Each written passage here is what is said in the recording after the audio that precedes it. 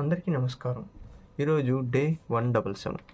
ఈరోజు పంచభూతాల ఆలయాల్లో డే రెండవ ఆలయం జలలింగం జంబుకేశ్వర్ దేవాలయం.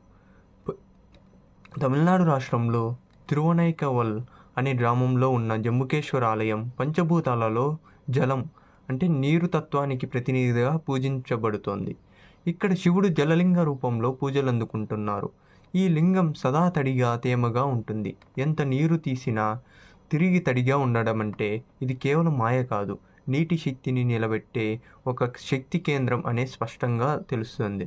ఇక్కడ ఒక ఆసక్తికరమైన విషయం ఏంటంటే, ఈ దేవాలయంలో పూజలు చేసే అర్చకులు సదా ఆ గర్భగుడిలో నీటిలో నిలబడి పూజలు చేస్తారు.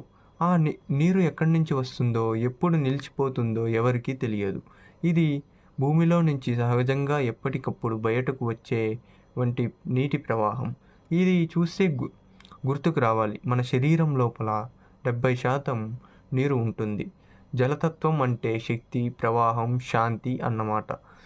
ఈ ఆలయం ద్వారా మన ప్రాచీనులు నీటిని ఎలా శాస్త్రీయంగా పరిగణించారో తెలుస్తోంది. ఇంకా ఈ ఆలయం నిర్మాణంలో తునజల్ స్థితి అంటే హ్యూమిడిటీ, వేడి, చలి నియంత్రణ అన్నీ ఖచ్చితంగా పరిగణించారు.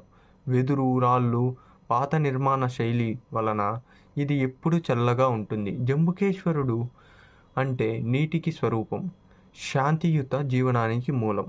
మన శరీరానికి, మానసిక స్థితికి జలశక్తి ఎంత ముఖ్యమో ఇది గుర్తు చేస్తుంది.